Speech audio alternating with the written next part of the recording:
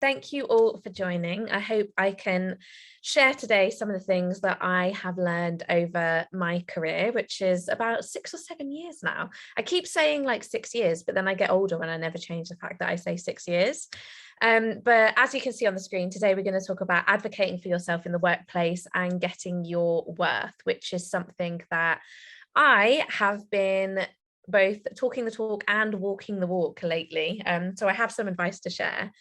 Just in terms of who I am, I'm Izzy, please call me Izzy, and I have gone kind of through the journalism ranks. So I used to intern, I interned at The Guardian, InStyle, Closer magazine, Look magazine, Ruffler magazine, all of these places that sadly no longer exist.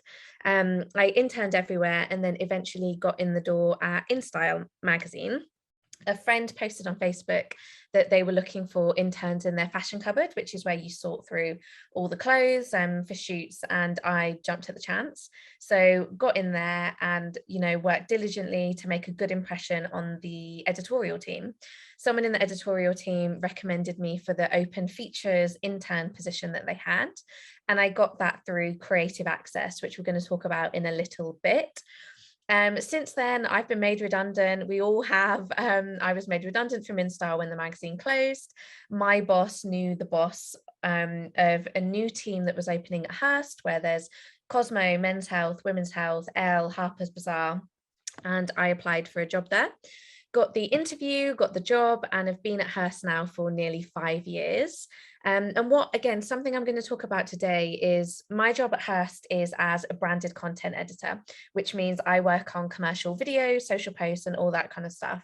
But we are going to talk about how I also broadened out what I did at Hearst and how I made connections with lots of different teams in the company, and how that can be a really great way for you to boost your visibility and boost your skills. Along the way, I should mention I've won a few awards. I've won a PPA 30 under 30, a Media Week 30 under 30, a We Are the City Rising Star Award for the creative industries, and I was also shortlisted for Hero of the Year at the European Diversity Awards, and BAME, although I don't like the term BAME, but we can talk about that later, BAME Workplace Hero at the Investing in Ethnicity Awards. And, the main thing about all of those awards is that most of them came from me pushing and being proactive and saying, I want to be known. These are the awards I want to enter, approaching my company. And that is something else that we're going to talk about in a little bit. So these are the sections that we're going to cover today. We are going to talk about how to advocate for yourself at work, building a community in media, the big one, negotiating your pay and worth, making the workspace work for you. That's something I've done recently. I've actually gone part-time, and we'll talk a little bit about that. And then, as Jem said, there's time for questions at the end. So advocating for yourself at work, it's really important for you to take control of this and be your own advocate. I think there's a phrase that's like, no one's going to champion you as much as you're going to champion yourself. And that's something that I've really learned and really taken on board. As amazing as it is to have managers who support you and champion you and put you forward for opportunities, that's unfortunately not always the case. And so it's a really good kind of career lesson to get into the mindset of pushing and promoting yourself for your own benefit, which can feel a bit uncomfortable, but it's definitely worth pushing that through. This is your time to really take advantage of all the opportunities that the workplace can give to you and use them to your benefit, use them to bolster your skill set, your CV, and to take you further in your career. Do not worry about causing a fuss. Do not worry about seeming arrogant or self-obsessed. My favorite phrase is, what would a white man do? And often it's statistically proven, and we've got a couple of statistics in a minute, but statistically proven that I think it's men will go for job applications if they meet 30% of the criteria, and for women it's 80. Basically, everyone around you is doing it, even if you don't think they are. So it's a really good habit to get into that mindset and to kind of break down that discomfort. There's also that phrase, do something that scares you every day. It's important. So there's a few different ways you can do this. I already mentioned kind of learning opportunities and courses that your work might be able to offer. Have you actually had a look into those and explored what they could be paying for you to do? So I know that at Hearst we have, I think we were given free logins to LinkedIn Learning. So there's loads of different courses you can do on LinkedIn Learning that you could have your company essentially fund. And these don't have to be completely related to your job. If you were looking to kind of make a switch or move about in your organization or even move to another one, there are probably courses on LinkedIn Learning that you can take that could, again, bolster your CV. Your company might also have a list of courses. How many times can I say the word course? But a list of courses and learning opportunities that they offer to staff for free. So I know at Hearst we have things like SEO skills, presenting on video, video reporting, writing a great feature. There's loads of different courses that are available to us for free. And some of these are from internal staff and some of them are from external staff. So definitely have a look at what your company offer. And also, don't be afraid to ask if they will pay for something for you. So I know a couple of designers in my team who wanted specific animation training. So they put their pitch to the company basically and said, if you were able to fund this course for me, I would be able to animate these amount of videos and it would make our website more engaging, more interesting, more attractive to commercial clients. So if there is something that's relevant to you, if you make the case to your company how it's going to benefit them as well, you might be surprised that they might pay for it for you. There's also skill sharing sites like Skillshare. They're, again, something you can sign up to and do so many different courses. And there's also loads of free events. And we're going to talk about networks and communities in a little bit, but definitely keep an eye out for free events. I know there's loads of like free coding courses. My friend actually did a DJ course with Azima magazine, I believe. There's so many different things that you can get for free, but definitely see if it's related to your work, if your company can fund it, and explain how it's going to be beneficial to them too. Putting yourself forward for awards is another thing. So awards can boost your visibility and your motivation. If you're feeling a bit shit about how you're doing or just not feeling recognized, awards can be a really great way to kind of give you that boost. And one thing I would say as well is, my friends know that I will never ever hear this phrase from them. I don't think I'm good enough. No, do not let yourself let you tell you that you are not good enough. Always go for it. Always think about all the incredible things that you've done. Think about what you would say to a friend. You know, when you're writing an awards application, think about how you would phrase it if you weren't you, if you were your friend looking at you from the outside. And it can help to even get your friends to send over a list of bullet points that could be interesting to put in these applications. But don't let yourself not apply because you don't think you're good enough. How do you know? You know, I never thought I would win these awards, but you just got to take that leap of faith, put yourself forward, and you might end up with a trophy. Or the one I most recently won, I just got a PDF email signature, but I'll take it. Awards, understandably, are expensive. You know, they want you to pay for the entry and they want you to pay for your ticket and seat at the table for the ceremony. But Journo Resources actually list all of the free awards that you can enter. And there are a lot of free awards. I judge a couple of them. There's also the new Freelance Writing Awards. That's an incredible awards again, that's just started up, because there can be an imbalance sometimes for staff writers versus freelance writers. So definitely do a quick Google, have a look at all of the awards that are out there, have a look on the Journo Resources website and put yourself forward. You may need your company's permission, but just ask them. If they're free, it's never normally a problem. Your company might also want to put you forward and pay for your entries. So that's something that my company have done for me.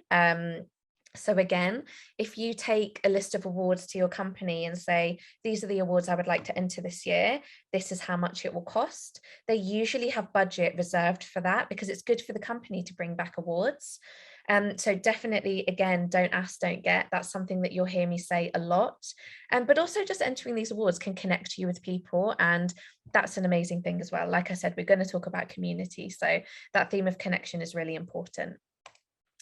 Using social media effectively. So some people may disagree with this, and that's totally fine. You know, it's completely up to you if you want to use social media and what's right for you and your mental health. But for me, I found that, you know, using social media has allowed me to kind of increase my reach. People can kind of see what I'm about. I get to show off the work that is important to me. So, you know, I don't love every article I write. Do I love writing about 5 hairstyles to try when you're hungover? Sure, but it's not my favorite thing to write about.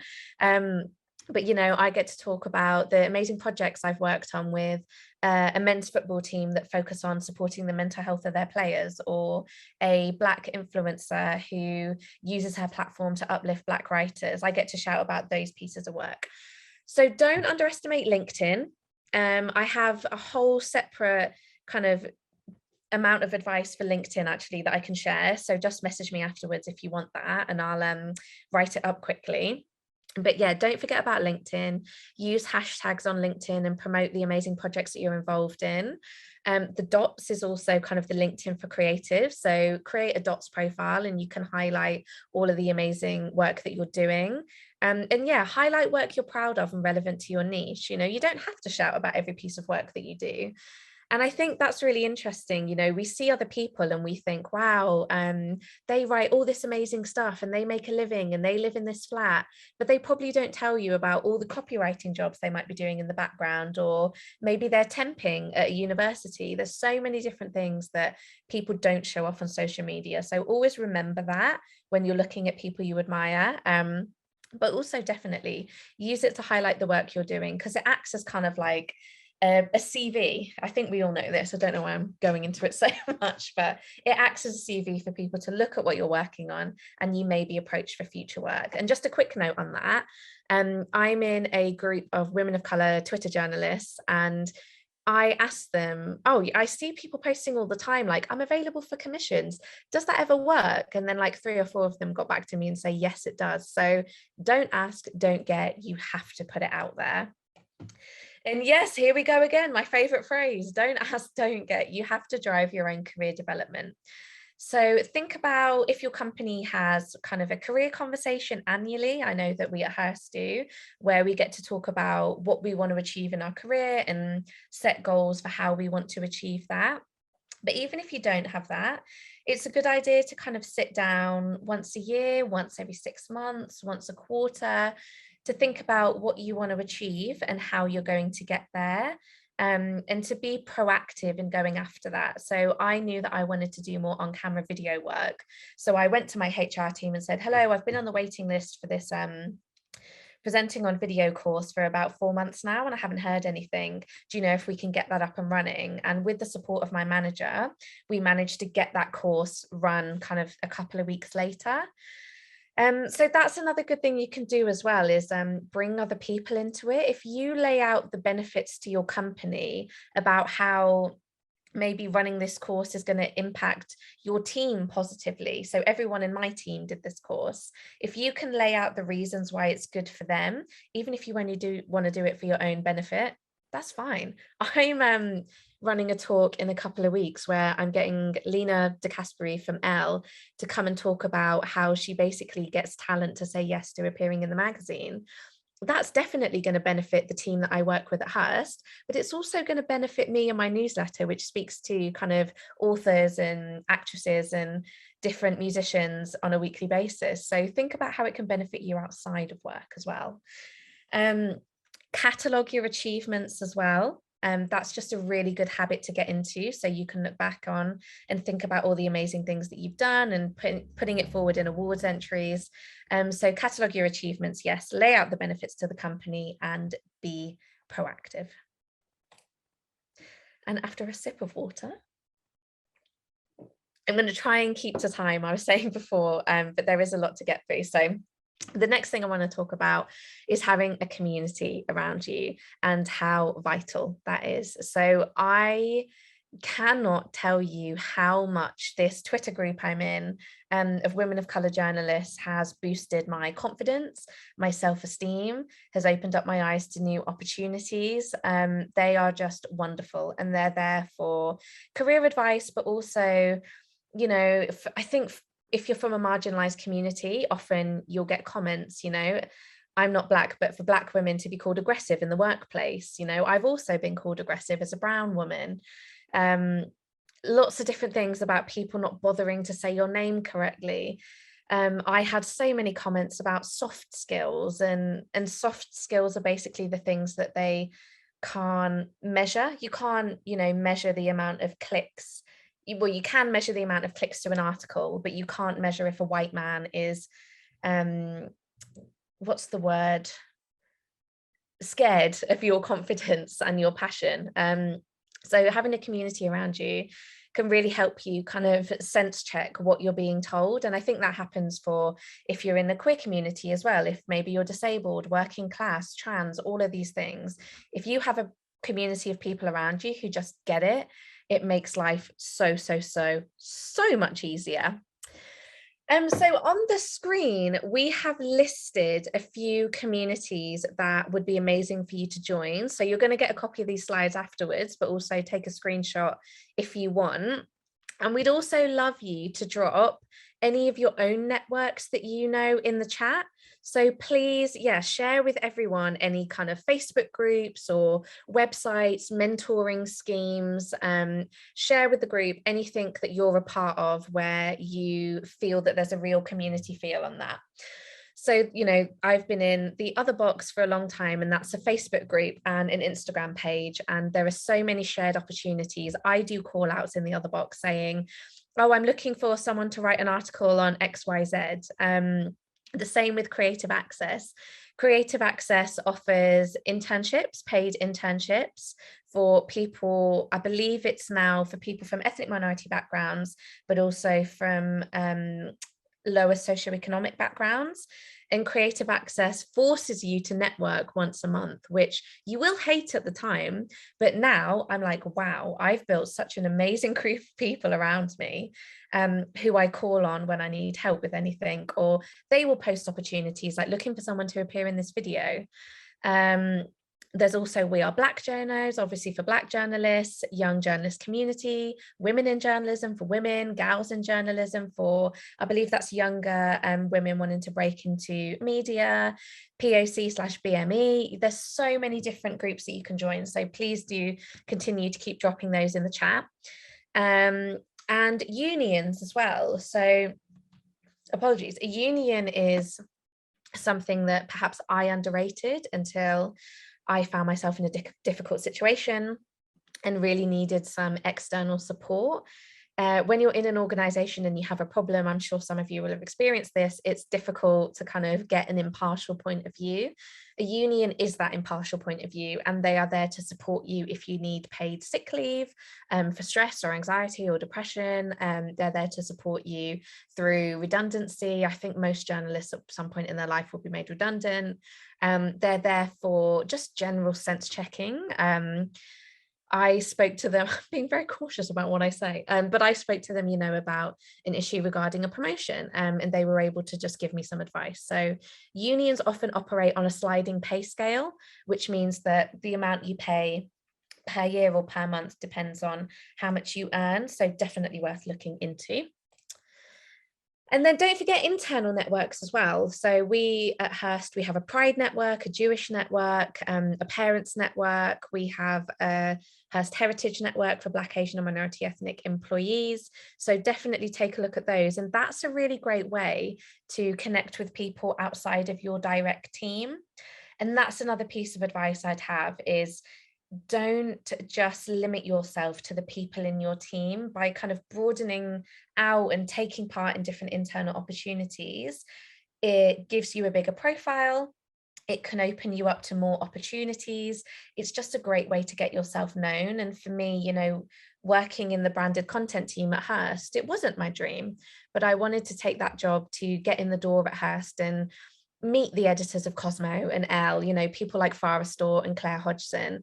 And now I count them as really close colleagues. So it's really been beneficial to me to be part of those networks, reach out. Even just, once Farah came up in a meeting and I went up to her afterwards and just said, oh, hi, I've just admired your work for a long time and I just wanted to say hello. don't be scared to make those connections, because everyone was at the point we were in at one point. And again, like I said, it just builds up your profile, and people might come to you for opportunities if they know who you are.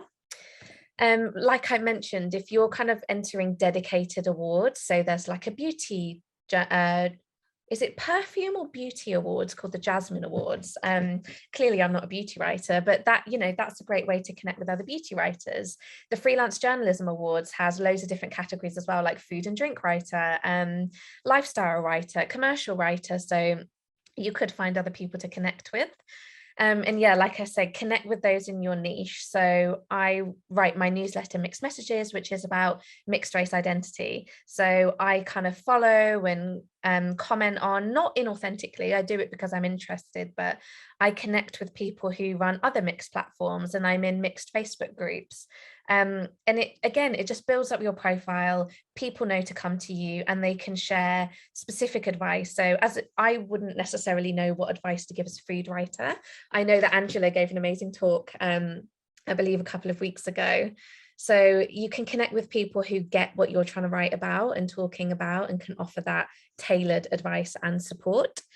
And seek mentoring. So mentoring is another time where I'm going to say don't ask, don't get. I know that Creative Access offers mentoring, so feel free to go on their website and have a look. But mentoring is something I didn't necessarily know the benefit of until it was offered to me, and then I took it and I thought, okay, yeah, this is good. A mentor is someone who can guide you through a specific time in your life, or particular goal, or something that you want to achieve. So I was mentored by Daisy Buchanan, who is an author and was a freelance journalist, still is, but is mainly an author now. And the best thing to do is, if you want someone to mentor you, think about who has knowledge that you don't have. So Daisy knew about publishing, I did not, and I want to write a book. Think about what you want to achieve and who is going to help you get there. And then the best way to approach someone you want to mentor you, it's totally fine to give them a cold email. There's no issue in that whatsoever. But what I would do is I would be very specific about what you're asking for. So for example, say I wanted to be mentored by Daisy. I would write to Daisy and say, hi, Daisy, hope you're well. I really love your books. I've been a fan for a long time, and I was wondering if you had capacity to take on any mentees. I would love for you to mentor me in, and then be specific about what you want from them. And then say, this could be 1 hour a month over Zoom. So again, be really specific in the time that you want to spend with them. Making it really specific helps the mentor know if they're going to be able to meet your needs and help you achieve your goals. So be very specific, be polite, say thank you. I know we all know this already, but you would be surprised at some of the kind of DMs I get from journalists who don't even kind of appreciate the time that I would spend to give them advice. So it just makes people feel good. And then what was I going to say about mentoring? Oh yeah, so feel free to chase as well. We're all busy, we all miss emails, so definitely chase. I'd say like twice is the most amount of chasing I would do before I went somewhere else. But again, it's totally fine to be like, oh, just want to check if you saw this email. There you go. I know we all know this, but just thought I'd say that. So yeah, don't ask, don't get, reach for the stars. I mean, I don't think Beyonce is going to mentor you, but you never know who else might. And now onto the big one, negotiating your pay. I think I'm staying on time for this presentation. So speaking about money is something that I am really passionate about. I am not of the mindset that speaking about money is rude. I am respectful for people who don't want to speak about money. I've got close friends who I've in conversation, I've said, oh, you just bought a flat, how much did you pay? Because I've just bought a flat as well. And they've said that they prefer not to tell me. Totally fine. But speaking about money in the workplace, I think companies don't want us to talk about money because the only people it serves is them. Because when we don't know how much everyone else is being paid, we don't know how underpaid we actually are. So I'm a big advocate for speaking about money and knowing your pay and worth. And here you go, I'm going to walk the walk. So this was my pay journey. So as I said, I went from working for free as an intern, to then at InStyle being offered £50 a day, I believe it was. I believe it was that. I might be wrong. But at the time, I was grateful for the money. And I think that's a mindset a lot of us are in. We're grateful for the job. We're grateful for the money. And getting £50 a day, I didn't negotiate. And that's one thing that we're going to talk about in a second, is always negotiate your pay.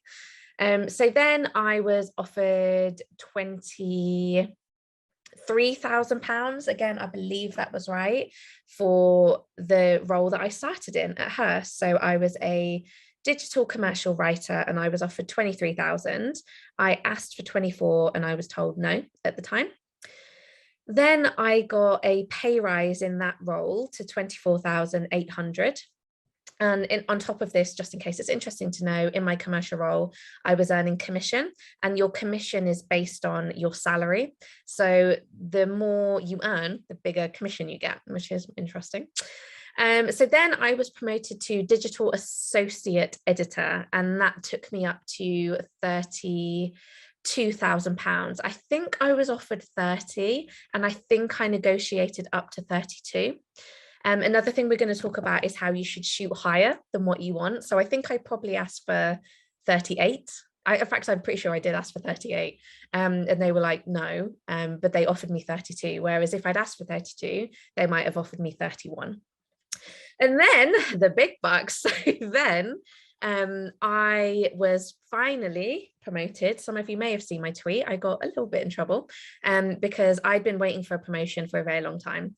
And I got that promotion to, God, I don't even know what my title is, branded content editor at Hearst. And I negotiated up from 32,000 to 42,000. So they offered me 39. I said, no, I want more. I know that other people came into my role on 50, and I would like you to justify why I don't deserve £50,000, please. They couldn't do that because I'm amazing, obviously. But they did say, you know, those salaries have changed. We no longer offer that. And then they went up to like 40. And my manager actually said, no, I'm not taking 40 back to Izzy because she won't accept it and she needs more. Then it was 41 and she went, no, I'm not taking that to her. Then it was 42 and they came back and said, this is the final offer, accept this, basically. And I said, yes, I'll accept. Now that I've accepted this lovely pay rise, I want to go part-time. So one thing we'll talk about in a second as well is thinking about the long game. So I knew that I wanted to go part-time and go down to 3 days a week. Because of that, I wanted to negotiate my full-time pay as high as possible, because I knew I was going to go down to 60% of my salary because I was only working 60% of my days. So I negotiated that amount up to 42, and now I earn 25,200, and that's for working 3 days a week. So that's my pay journey. Just thought it was important for me to be honest with you all. And in terms of articles, I know Journo Resources are amazing at kind of publishing how much people get paid for articles, but I've been paid between £50 for a freelance article to £100. I normally get 100 from Metro. It's about £70 from Digital Spy. I randomly got paid £900 to do the Christmas gift guide for Boundless magazine, which is a magazine for people in their 40s and 50s. So rates do vary a lot. And I would say for my commissioning for commercial articles, I pay between 150 and 300. You know, it varies completely, but just wanted to be honest with you and give you some information on that. So how to kind of negotiate your money. Talking about money and how much you're paid is not causing a fuss. There's, you know, we still have a gender pay gap. It's 7.4% for women and men in full-time employment.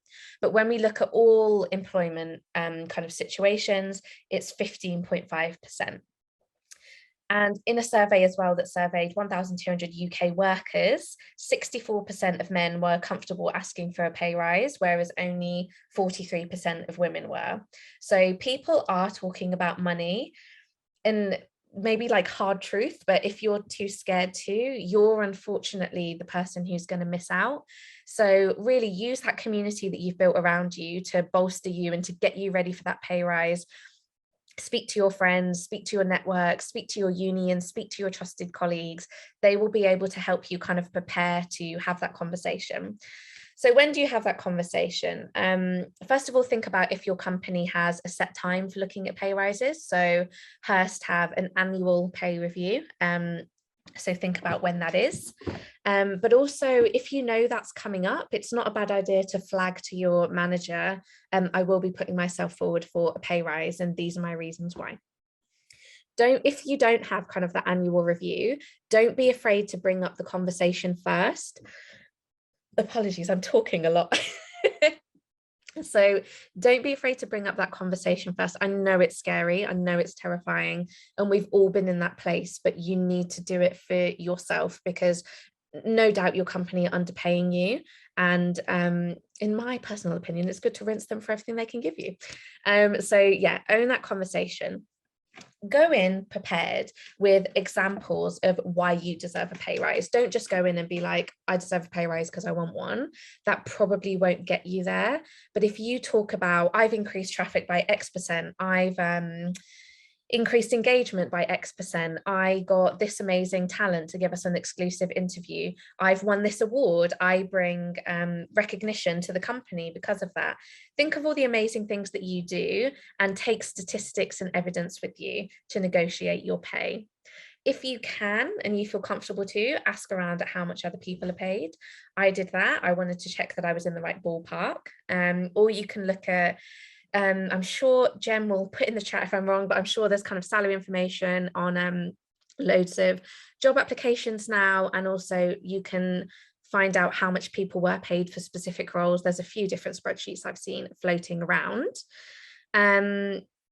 So yeah, and if you are freelance as well, the kind of same goes as what I've already said. So pitch high. If you want to get paid £100 for an article and they're offering 80, you can go back and ask for 120 and then see if they meet you in the middle. Don't be scared that they're going to drop you. They're not going to lose you. They're interested in your work. They want your piece. They want your writing. And anyone who, you know, just says, oh, she's asked for too much money, I'm not going to work with her, or him or them, that's not an organization that I think you want to work for. And in my experience, I've never been turned away from work because I negotiated. I might not have got what I want, but I've normally always increased the amount that I've got. So definitely works the same for freelancers. Know your worth and stick to it. If someone can't pay you that, don't be afraid to say that you can't do the work. However, it is, this is the longest section, so I might go slightly over here. But this is a tricky conversation between when you should work for free and when you shouldn't work for free, and when you should work for a reduced amount and when you shouldn't. So for example, somewhere like Galdem or Aurelia magazine, they probably don't have the budgets that Cosmo have. So they offer £40 an article, I believe. And there was a bit of a complaint on social a couple of months ago. Well, I've lost all sense of time. But if you don't want to write for £40, you absolutely don't have to. But I don't think it's the same to hold somewhere like The Guardian and Aurelia to the same standards. It's up to you to make that choice of what you want to work for. And yes, you can negotiate, but there are other benefits. So for example, I would probably work for a lower rate for Galdem because I know that they would trust me to tell my story in the right way. And I love supporting them because I think they're a fantastic news and media organization. So it's up to you. You know, you have to think about these things and make your own personal decision. But also, if people can't meet your money, could they offer anything else? And again, if you've got any ideas on this, please pop them in the chat. So for example, if Hearst weren't going to meet my salary, I was going to look at asking for extra holiday. Could you benefit from extra holiday? Could they pay for a course that you've been wanting to do? Could they, if you're a freelancer, you know, if they're not meeting the pay that you're expecting, could they make an introduction for you to someone who you'd like to be mentored by? Could they reduce the word count of a feature you're writing or extend the due date? There are lots of different things you can ask for, and I'd be really interested for you guys to put in the chat what other things you think you could ask for. But yeah, don't think that money is the be all and end all. Just keep in mind what your goals are and what you want to achieve and how this communication, this negotiation can help you get there. And I think, I can't believe, slightly on time. So this goes on to the final section of this presentation, this workshop that I've been giving. And yeah, really do pop any questions in the chat. I know that I'm going to be asked them afterwards, but making the workplace really work for you. So to be completely honest with you all, I got to a point where my workplace was not working for me. I was frustrated. I hadn't been promoted. I wasn't getting the pay that I thought I deserved. I didn't agree with the reasoning. I thought it was microaggressive. Is that a term? I wasn't happy. And I wasn't leaving, even though I was working from home, I didn't have the energy to freelance and write about topics that I was passionate about. So I had the long game in mind. And that's something that I mentioned before. I had the long game. I knew that I needed to stay in my job and earn enough money to get a deposit for this flat that I am living in now. I needed that deposit because stupidly, it's impossible to live alone if you're renting. You have to get loads of money and then buy a place. But I knew that I needed to live alone for my own mental health. I was living with friends before, and I was living with my grandparents, and it just was not productive for me to do all the things that I wanted to do. So that was my long game. So I stayed in this job full time, got my deposit, got my flat, and then I negotiated up that promotion, and then I went part-time. So I had the long game in mind, and that's something that it's good to have in mind. So if your workplace isn't working for you, if you're burnt out, if you're anxious and depressed and stressed, don't be too proud to get signed off work if that's what you need. Your mental health, I know this is a brave privilege thing to say, but your mental health is the most important thing if you can afford it, basically, which is a horrible situation that we're in, but we all need to pay rent and bills, but your well-being is the most important thing. So could you go to the doctor? Could you be signed off work if needs be? Could you go part-time? So I pitched, again, I showed my company how me going part-time would benefit them. I said that I would have more energy, I would be more focused on the days that I am in, and they'd also get a second person because I pitched a job share. So they're actually getting 6 days of work a week from me and my job share because we cross over on a Wednesday. So think about, could you do a job share? Could you do condensed hours? Could you work 4 days in 5? Is going freelance the right thing for you? That's something that I hope is in my future. And part-time is my step to getting there. It's the long game, guys. It's the long game. Is that financially possible for you? Could you start freelancing on the side of your current job to build up that income so eventually you can leave that full-time position? Definitely set guidelines to avoid burnout, set those boundaries and maintain them. If you're not enjoying your work and it's not something that you love, I enjoy commercial content, but is it, what I'm really passionate about? No. So I'm going to log on at 9:30 and I'm going to log off at 5:30. If the work doesn't get done, that's unfortunate. They should hire more people so that we can get it done on time. But I'm quite strict about that. I take a lunch hour. There's the occasional week where it's busy and I stay late. I'm not saying I kind of cut off dead on 5:30, but I really work to maintain kind of that self-care and social life. So I think that's really important. And that ties into leaning out if it's not serving you. So this role was not serving me in the format that it was in the position I was in before. Now, this part-time role serves me. I can pay my mortgage, I can pay my bills, but at the same time, I'm freed up to work on commercial commissions that I'm really passionate about. And doing workshops like this, like doing a workshop like this would have been a stretch for me before, but I had the energy to put into it and the time to put into it. So it can lead to other amazing opportunities. And take advantage of everything that we have said. Rinse your company dry.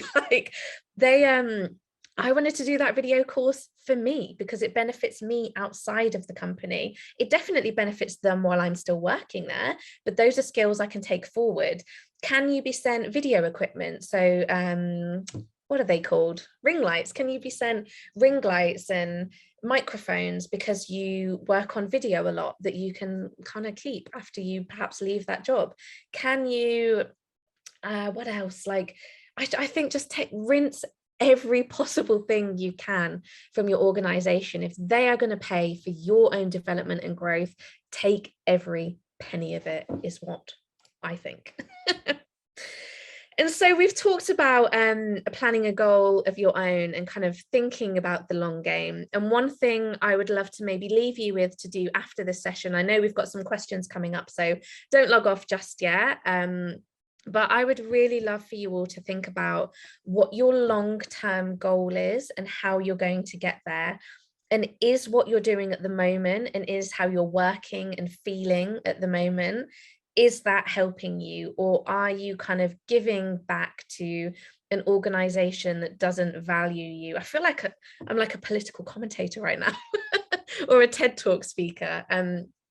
But you know, as I said, my goal was getting into this flat, living on my own, and please don't come and murder me, anyone, but living on my own so that I was able to have that headspace to focus on growing mixed messages, my newsletter that I care so much about, freelance commissions, talking to people like you about things like this, while also kind of having that safety net. So I would really love for you to go away and think about what the goal is and why it matters to you. Why do you want it? For me, owning a flat wasn't about owning bricks and mortar. It was just about living alone and having that space. I have anxiety and I need a lot of kind of alone time.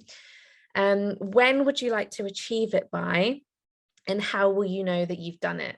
So again, as I kind of explained to you, I broke that down into smaller tasks. I didn't just think, right, I'm going to go part-time freelance. I had to think, right, in order to do that, I need to have the money for the mortgage. So I need to stay in this job to get the money. And then when I've got the mortgage, then I can go, you know, you have to break it down. So if you do know that already, I'd love if you could put it in the chat. But yeah, break it down into chunks. And I believe this is Gem's personal development here, so you can have a look at what she would like to do and what she would like to achieve. I personally love a deadline. I don't know if that's a journalist thing, but I love a deadline. So if I set myself a goal for all of the small tasks in order to get me up to the big one that I want to achieve, that really helps me. But yeah, I'd love for you to kind of go away, whether it's nail a promotion, get a video editing course, reach out to 5 mentors. I would love for you to go away, think about what you would like to do and make it happen. And please share it with me. I would be really, really interested to hear and to help you in any way if I can. So with that, I believe that is everything I have to say. So now we can get to some questions, if that works. Yeah, absolutely. You timed that perfectly. There is about 10-15 minutes left for questions, and we've got some in the chat already, and we've also got some that we've got in advance. So I'm going to try and get through as many as possible, so that we can give as much advice to you all as we can. So for the people here, do chuck anything you want in now, otherwise we might not get around to it, because I've got a list. So I'm going to go to the one in the chat first.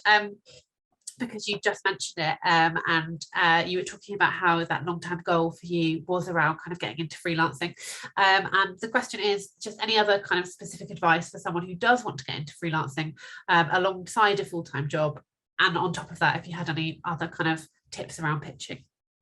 Yeah, so it's again, it's quite a personal thing in terms of how much you can manage, because working a full-time job, especially if it's screen-based, you don't then want to go home, or for me, like go to my same table that I've been working at all day and then suddenly, you know, want to start writing again. So I would say start small. You don't have to kind of throw everything at it. One of the big things that I've learned this year is kind of just work on the little things. Doesn't have to be perfect, and once you've got the hang of that, then build up. So sign up to the Journo Resources newsletter, sign up to Sean Mead's newsletter as well, join all of those community groups, because all of those resources have pitch call outs, and they'll say Digital Spy is looking for an article on this, or like even me, like Izzy is looking for an article on this. So they're a great way if you haven't kind of got into the habit of coming up with your own pitches yet. But then another thing I would say is just go for it. Don't talk yourself out of an idea because you think it's not good enough. I never say this in the right way, but like, let the editor tell you it's not good enough. Don't let you be the one to stop that. So Google website, loads of different sites have pitching guidelines out at the moment. And I'm sure these are on the Journo Resources website as well. But yeah, definitely send them a headline and send them about 2 paragraphs of your pitch. And that pitch should be explain what you want to write about, why you want to write about it, why it's timely for the publication now, and why you're the best person to do the job. And also send example links, and please be specific. I get so many pitch emails that are like, oh, I want to write this article, and I'm like, who for? I work for every Hearst magazine. So be specific about, I want to write this for Cosmopolitan, and I think it would be great in the entertainment section of the website. So be specific, and yeah, just go for it. Write down every idea you have in your head. And then you can refine it from that. Even if you think it's rubbish, just get it out your head, look at it with fresh eyes, and you might get a great idea from that. But don't think you're not good enough. I won't stand for it.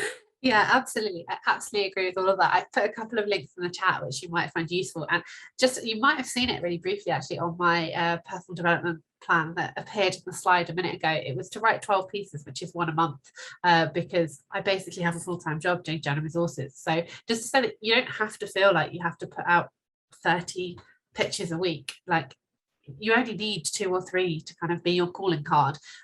So you don't actually have to overwhelm yourself. If you just want to say, I'm going to write 1 piece every quarter, like that's totally valid and that works. Right, I'm going to go to one that was asked in advance, then we'll go back to the chat because there are questions everywhere. So any top tips for navigating office politics to your advantage, especially as, you know, perhaps a woman of colour or, you know, someone else from a marginalised identity, was one of the questions that we had in advance. This is something I struggle with because I see some people who play the game and it's worked really well for them. And if that is what you want to do, absolutely, you know, there's absolutely no problem in doing that. I am a bit of a troublemaker and I don't play the game, and it's been to my detriment. You know, I've as I say, I've been told about my soft skills and my tone of voice and the way I wrote an email, and I shouldn't have commented on that chat. And I think it's bullshit, but you know, this is the way the company is. So I would definitely recommend kind of connecting with networks that can support you in that. Just to vent, like if you just need to vent, having someone who gets it without you needing to kind of explain, oh, because I'm a brown woman, blah, blah, blah, blah, blah, is amazing. Union membership again can be a great thing to kind of have behind you. I would keep a log of everything as well. So if you think you're experiencing someone treating you badly or differently, keep a log of kind of everything that happens, because that could be useful later on. But also keep a log of all the positive things. So I send every piece of positive feedback to my manager so that he can see everything that's amazing about me. So definitely big yourself up as well. Yeah, if you want to, like, I'm happy if you want to DM me more specifically about what office politics it is that you're kind of looking to navigate, and I'm more than happy to help on that. But I just think having the right people around you is a great way to keep you grounded when it can get a bit all consuming. Awesome. And this question came up a lot. By the way, I'm looking to the side because that's where my second screen is. I realised I must have just looked really rude the entire time you were talking, just looking over here. But we had quite a lot of questions in advance, about 3 actually, around like how soon is too soon to ask for a pay rise.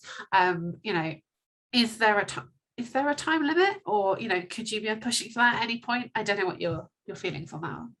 Well, I think you should definitely negotiate your pay when you're offered a role. You know, I spoke to one of my really close friends the other day who said, oh, I didn't want to cause a fuss. And I was like, what is wrong with you? If they're offering you like £10, it means they can afford 15. So definitely negotiate your pay at the point of kind of accepting the job. See if your company has those kind of pay review windows. So I know ours is in March, I think. But see if your company has those pay review windows, and flag it to your manager maybe if you have one-to-ones, a couple of weeks before that you will be bringing it up. But otherwise, you know, I would say it's hard to say, you know, within the first 6 months, would you have done enough to kind of warrant the pay rise? Maybe not.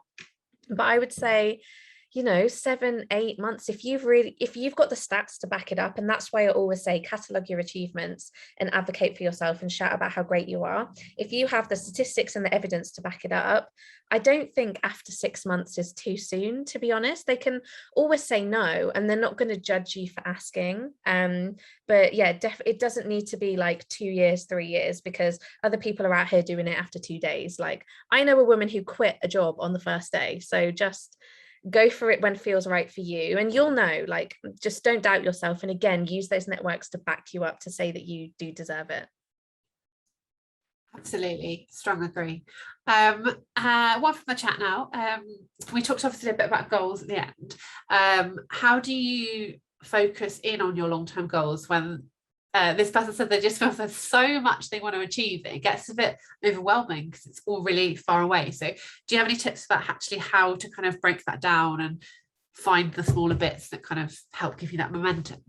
I think it's what we were saying before. So like you said, if you want to go freelance and you're working full time, start with pitching once a month. And then if you get a commission off that, great, but get into the habit of pitching. So really break it down to a granular level, and then don't try and overwhelm yourself, because I think if you do try and do everything at once, you won't get there. So, you know, just an example from me, I was sorry, my throat is dry. I've got a book proposal that I've written and is kind of ready to go, and I was working on it and I was sending it out to agents, and then I moved into this flat and I thought, hang on a minute, this is all getting a bit much, and I moved into this flat so that I could be alone and write. Let me focus on that. Let me get the flat, you know, ready to a place where I can write and work in it, and then I'll pick the book back up. So your goals will change at different points in your life, but yeah, think about your priorities, break it down to a smaller level, start small, and you have all the time in the world. You don't need to achieve everything by 30. Yeah, very much agree with that. I've just realised the question I've got in the chat actually is quite similar to the two that were asked in advance. So we'll go to this one next because we've got a little bit more time. So if anyone does have a burning question, now is your very last chance to put it in the chat, because we're almost running up to 7 o'clock. But just a bit of advice for someone who perhaps has a full-time writing job, or perhaps something in, you know, something else, but in an industry or beat that you don't really want to be in the long term. So how do you kind of, you know, do that pivot? So whether that's to get a specialism, or that you actually want to broaden out and do something more general, how do you kind of plan that move and get you to that place where you want to be? I would say, if you're looking to, for example, you want to go from science journalism to travel journalism, you just have to prove that you have an interest in that area. So definitely big up any courses you've done. So for example, if you want to go from print journalism to video, have you taken advantage of your company's internal video journalism course and all those things that we spoke about? So take advantage of everything your current company can offer that has those transferable skills. Maybe you can look to seek a mentor in that area, and again, they can advise you on the best way to get into it. If you're working full-time in travel switching it around, but if you're working full-time in travel and you want to get into what did I say, beauty journalism, for example, Works. I remember. But are you pitching? You know, can you pitch once a month and start building up a portfolio in that area? It's like what we said on Instagram. You don't see every piece of work every journalist writes on. They will show you the ones that are in their niche and the ones that they want you to focus on. I do the same. I'm not going to show you. I once wrote an article about toilet roll. Wonderful. I'm probably not going to show you that. I'm going to show you the one I've written about living with my Asian grandparents in lockdown. So again, start small. There's no rush. You don't have to race, but yeah, just focus on those goals and start small, work up to it. Awesome. A couple of final ones before I let you go and enjoy your evening that I thought were particularly interesting that we'd had when we kind of like asked for questions in advance. So we had one about, I know that you kind of touched on this a little bit earlier, actually. You were talking about your boss and how they'd advocated for you in that pay rise scenario as well. So we had a question about how do you influence decision makers to kind of support you as well? So are there any strategies, or is it just a case of asking people so that you've got other people on your team, basically? This is an interesting one. I read this question when you sent it over earlier, and I was thinking about this. This is interesting. I think if you are in lots of different external networks and you're kind of known, and not that it's a popularity contest, obviously you have to be a nice person, like they have to like you as well. You know, if people like you and respect you, you've already got people fighting your corner that you probably don't even know about or hear about. You've probably already got voices at tables kind of fighting for you. So I think it's always good to just kind of broaden yourself out, show how amazing you are to lots of different groups. But also I explain why I'm so passionate about money. You know, I explain to my manager, oh, you know, I'm really open about money because I think that we all deserve more. And I show them that it's not as much a selfish endeavor, even though it's totally fine for it to be a selfish endeavor, but some people don't like that. I show that I'm thinking about them as well. I'm saying, look, none of us are benefiting from not talking about money. If we all talk about it, we all benefit. So yeah, I think it's, you know, if you show that you're good at your job, you're diligent, you are a nice person, you are hitting goals, achievements and targets, then I think that all stands you in good stead. But yeah, definitely have make connections in the wider company as well as just your individual team. Don't know if that answered, so happy for that person to DM me as well.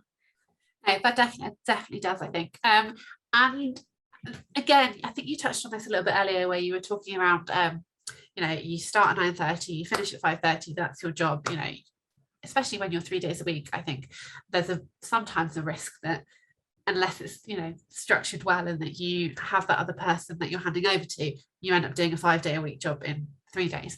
But one of the questions we had in advance was that when staff has been cut and, you know, it's only you or there's a smaller team than it needs to be, how do you convince managers, bosses that it's not you that's failing to get things done, it's the fact that there aren't enough staff? Because that could be probably quite a difficult conversation to have as well.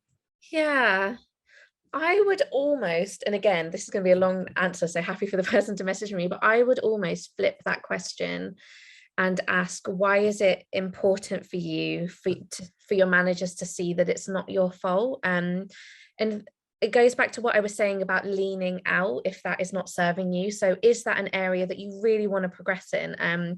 Is that a person who's going to give you a great reference, has amazing connections? Do you want to move up in the company? If not, do you need them to see that it's not your fault?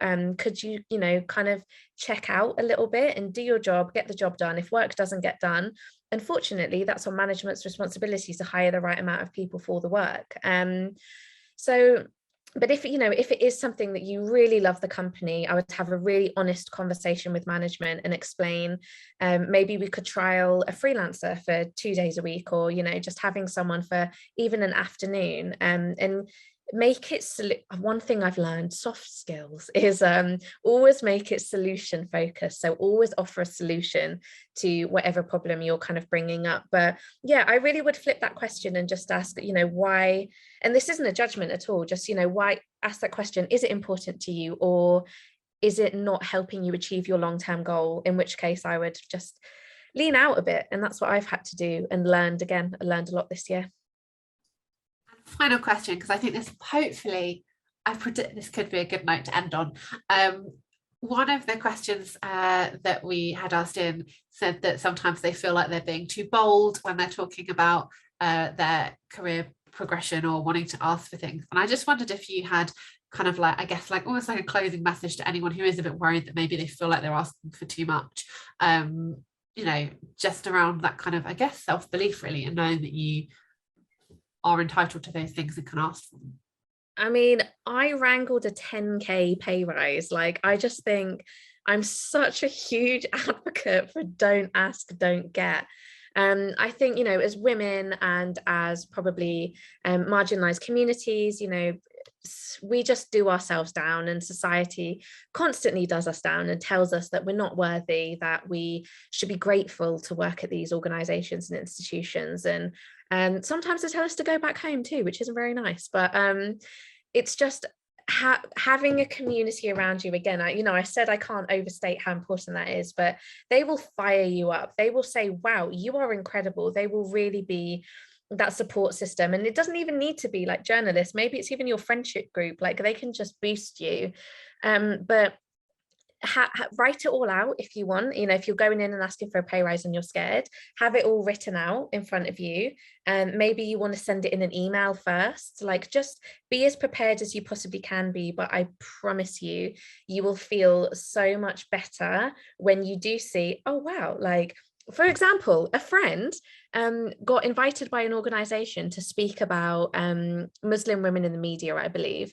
And she didn't really want to do the talk. So she just wanted them to go away. So she was like, oh, my fee is £4,000, thinking there's no way on earth they're going to accept that. And they went, yeah, great. So can you do, you know, like, don't ask, don't get, and you may be surprised. So honestly, I would just urge you all, see the value in yourselves. You are worth it, and you will be paid your worth if you ask for it. I got a 10 grand pay rise. Who would have thought that?